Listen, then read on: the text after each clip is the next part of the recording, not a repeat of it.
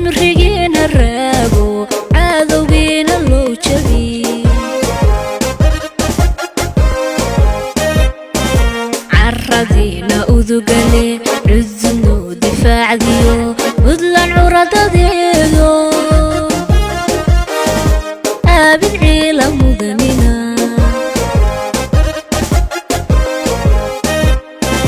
carradeena udugale cudno difaacdiyo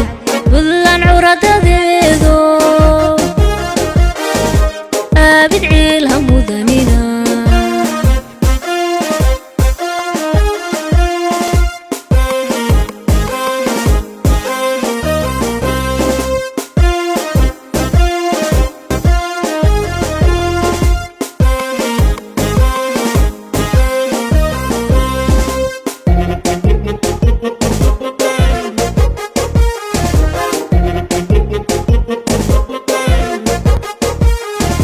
ciidankii wacnaayoon cabku wali la oorano ciise naga mutaysto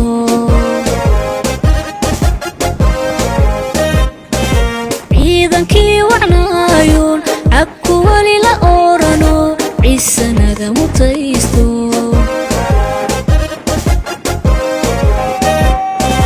geesiyada cirkeeniyo badda looga caago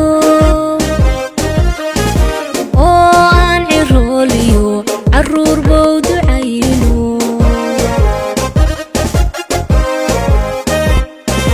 geesiyada cirkeeniyo badda looga caago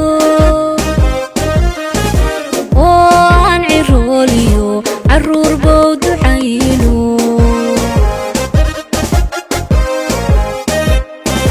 carradeena udugale cudno difaacdiyo budlan curadadeedo aabid ciila mudanina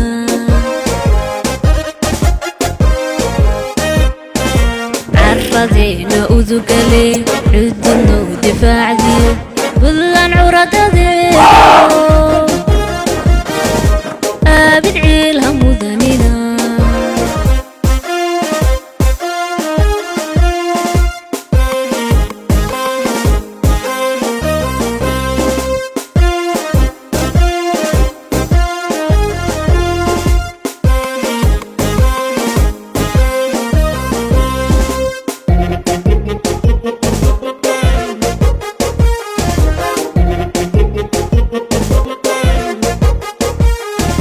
ciidankii dadkaygo calanka iyo ciidiyo loo carbiyey dalkaygo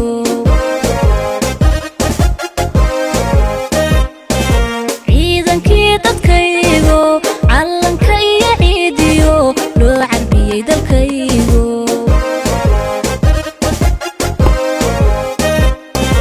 naabadeed cursin banku caanamaale cimrigeena raage cadowgeena loo jabiyo naabadeed cursin banku caanamaale cimrigeena raago cadowgeena loo jabiyo carradeena udugale cudno difaacdiyo budlan curadadeedo aabid ciila mudanina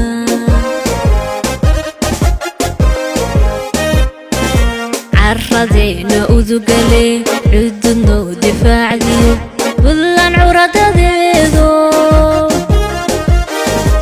aabid ciila mudanina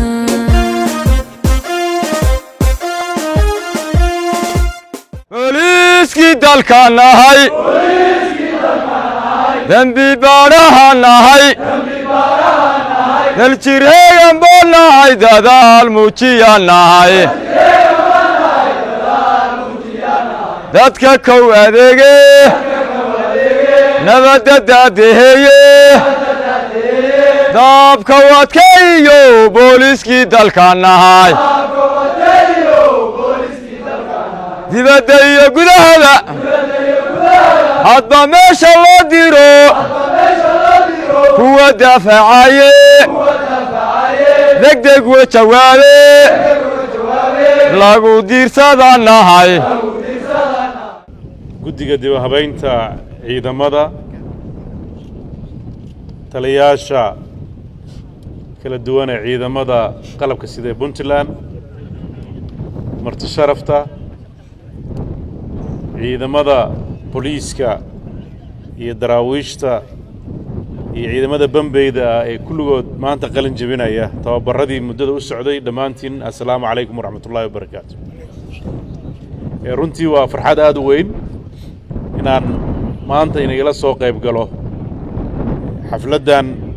lagu soo gabagabaynayay tababar muddo socday oo runtii aan uga mahad celinayo macallimiintii dugsigan gacanta ku haysay iyo kuwa carmo ee soo saaray kooxdan dhallinyarada ah ee gabdhuhu hogaaminayaan oo runtii iyagana ammaan mudan oon u malaynayo dufcaddii u horraysay inay yihiin muddadii ay socotay dib u habaynta ciidamada runtii dowladda Puntland waxay iska saartay xil badan wakhtiga ugu badan ee shaqada Puntland labadii sano la soo dhaafay waxay ku wajahnayd ciidamada dib u habayntooda tayayntooda la socodkooda xiriyo in la abuuro in dib loo habeeyo manaahijta tababarka in dib loo eego tayada ciidanka Puntland oo qiimeyn lagu sameeyo iyo in ciidamo cusub oo dhalinyaro ah oo aqoon-yahan ah ciidamada la qaato waxaan idin sheegayaa adduunka oo dhan ciidamada waxaa gala dadka jaamacadaha ka baxa jaamacaddu macnaheedu waxa weeye inaan nolosha magaalo iyo sida ummaddu u noolaato aad baratid baahida ugu weyn ee bulsho meel isugu timid ay qabto waxa waaye waa inay kala dambaynta iyo amniga ilaaliso cidda ilaalisana waa boliis iyo military iyo daraawiish iyo qaybaha kala duwan ee ciidamada dowladnimadu saldhiggeedu waa ciidan dowladdii aan ciidan ka shaqaynayn laguma tilmaami karo dowlad waxaa la odhan karaa waa qabaa'il meel wada deganoo qabaa'il meel wada deganna haddee waad garan karaysaan siday rabaan inay u noolaadaan nabadoonnada iyo isimada culayska ka saarnaa inay xalliyaan dad aysan u haysan awood ay uga gutaan waxa ay ku xadgudbaan waad garan kartaan dhibka ay leedahay haddaan nahay ummad meel degan haddaan nahay reer Puntland haddaan nahay dadka Soomaaliyeed waxaa la rabaa inaan u dhowaanno inayn sida adduunka u nool yahaan u noolaanno oo dowladnimo ku noolaanno dadku hadduusan dowlad nahayn hadduu kala dambayn nahayn xayawaanka waxba ka duwanaan maayo marka shaqadan aan hayno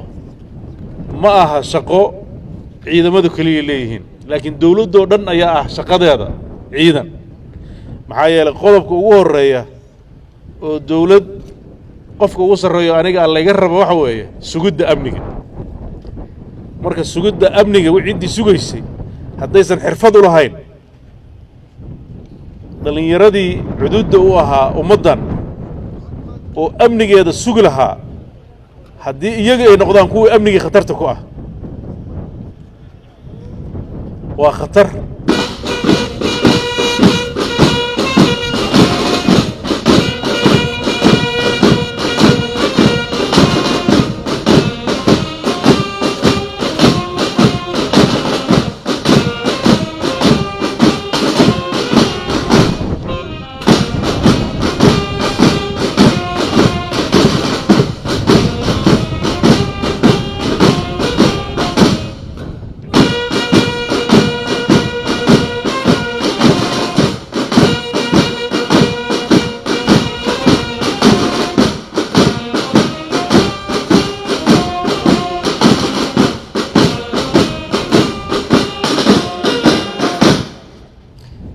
way adag tahay inaan kala dooranno habeen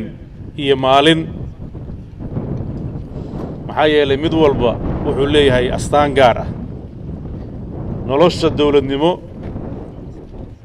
waxay u baahan tahay dhaqan ka duwan dhaqankii aan muddadii u dambaysay ku noolayn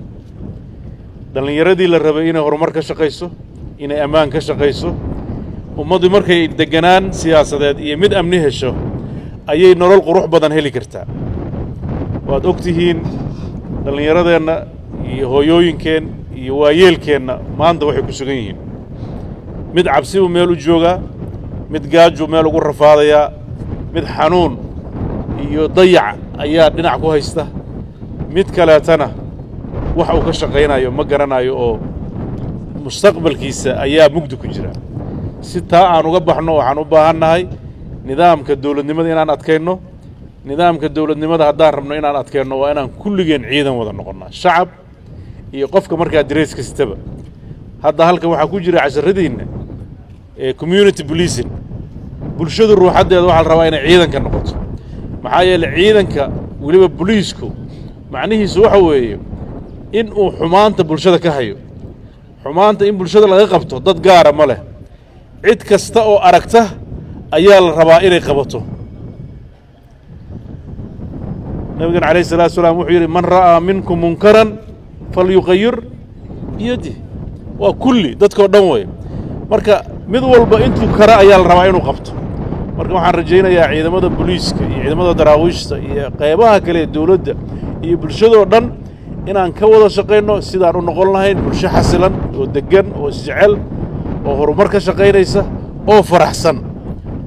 dad dakana wada qaba dad colaad kala qaba dad aan isu gudbi karin gobollo aan isdhex mari karin ciidamo aan la kala bedeli karin nin walba gurigiis ka jooga dadkii wada joogana waa iswada dhaceen waad og tihiin ciidamadii laysku dhafay wanaagga ay keeneen shakiga waxaa keenay waxa weeye muddo badan baa dadku degaanadu sidaasay tahay ayaa puntland waxay tahay soomaaliya marka loo eego dhulalka ugu maaragtay nabadgelyada badan oo ugu quruxda badan oo ugu deggan oo noloshu ay ka jirto waxaan rajaynaynaa puntlandna inay adkaysato horumarkeeda dadka soomaaliyeed ee kaleetana waxaan u rajaynaynaa in dugsigaan uu noqdo dugsiyo lagu tababaro gobollada kale markay dhammeeyaan gobollada puntland waxaan rajaynaynaa inaan gobollada kale ee wakhtiga u helin ama duruufaha adag haystaan inaan hal ku tababarno si dhibaatada iyaga haysatana looga dulqaado waxaad og tihiin puntland waxay u dareertay doorashooyinkaas saldhiggooda wuxuu ahaa markii la hubiyey ammaanka dalku inuu fiican yahay markii la hubiyey in ciidamadu ay ku filan yihiin inay ka shaqeeyaan ammaanka bulshadan qodobkii ugu dambeeyey oo la rabay dawladnimada in lagu gaaro iyo nidaamka dimuqraadiga ah oo ahaa dadku inay isdoortaan oo ay dadka ay rabaan doortaan ayaa hadda loo dareeray waxaan rajaynayaa puntland waddadii horumarkay cagta saartay dadkeeda iyo madaxdeeda iyo dhallinyaradeeda iyo ciidankeeda ayaana gaarsiiyey waxaan rajaynayaa idinkuna inaad noqotaan wixii bulshadan ay ku heshiisay oo nidaam ah oo dastuur ah oo xeerar ah idinku waxaad tihiin kuwii ilaalinayay waxaad tihiin kuwii maxkamadaynayay oo maxkamadaha u dirayay waxaad tihiin kuwii anshaxumada jirta qabanayay waxaa beryahan aad noogu soo batay shilalka gaariga waxaan farayaa dhammaan ciidamada booliiska ee kontaroolada jooga dhallinyarada in ay dalxiisaan oo meelaha quruxda badana dalka aadaan oo ay damaashaadaan waa wax wanaagsan oo aan soo dhowaynayno laakiin waxaan rabaa gaarigii kontaroolka maraya ee damaashaad u socda oo aanan dareewal mas'uul ah uusan wadin inaan loo oggolaan inuu baxo dhallinyaradu intay baabuurta aabbood ka soo qaataan ama dhallinyaro meelaha ka soo qaataan intay iswada raacaan iyagoo aanan lahayn garaadkii ama aqoontii xirfaddii dareewalnimo inay maalin walba ayna gidaarada ku dhicin qofka dadka kale ee aan badqabka qabin ee mararka qaarkood dhaqannada xunxun samaynaya ama ay dhici karto maandooriyaal inu isticmaalana waxaa la rabaa markay hubiyaan inay gaarigaas ay meeshiisa ku arraysteeyaan oo joojiyaan waxaan u baahannahay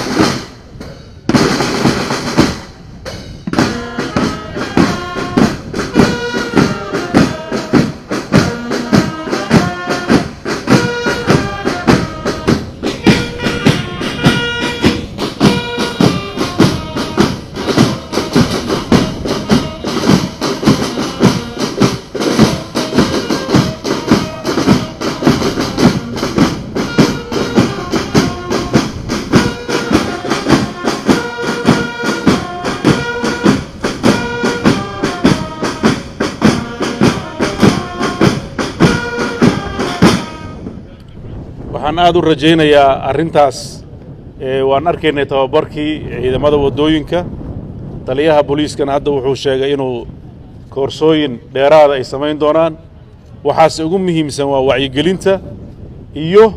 ciidamada kontaroolada jooga inay la tacaalaan dadka gaadiidka wada iyo sifooyinka ay u socdaan oo ah inay ahayn dad aan mas-uul ahayn inay baabuurta wadaan iyo xilliyo aan munaasab ahayn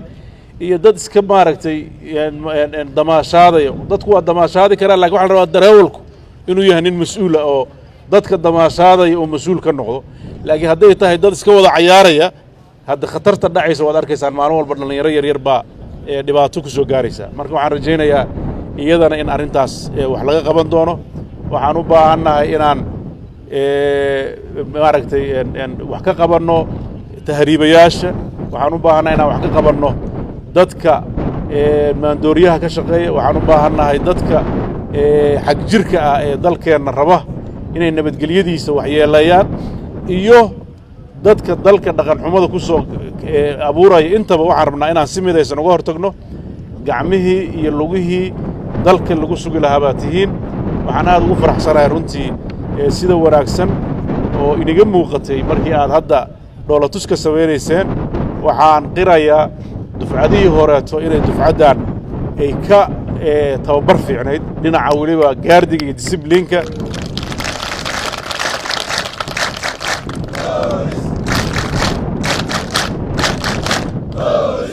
waxaan kaloo ku faraxsanahay dhallinyarada baambeyda ah ee gabadhu hoggaaminayso iyagana ka muuqato xirfad fiican oo istababarkii galeen waxaan inii boorinayaa dhammaanteen inaan dhammaanteen noqonno ciidan ummaddan u adeega oo ammaankiisa xasiloonidiisa ka taliya waxaan rajaynayaa horumarka aan gaarayno waxa ugu muhiimsan horumarka dhinaca amniga aan ka samayno ciidamada puntland meel kasta ay joogaan waxaan farayaa foojignaan dheeraada waxaan kula talinayaa inaan la seexan waxaad og tihiin makriga cadowgu wuxuu u badan yahay marka ay dadkan ay dareemaan in ay horumar gaareen cadowgu waa sii kordhaa marka yeenan is odhan ciidamadii baa noo tababartay waxbaan wanaag badan baan qabannay laakiin foojignaantan in la dheereeyay u baahan tahay oo indhaha la kala furo waxaan rajaynayaa ciidamada tan oo aan rajaynayo haddii ilaahay sida halka laga sheegay xuquuqahooda inay si wanaagsan u heli doonaan tababarka ay qaateenna ay bulshadooda ugu qaban doonaan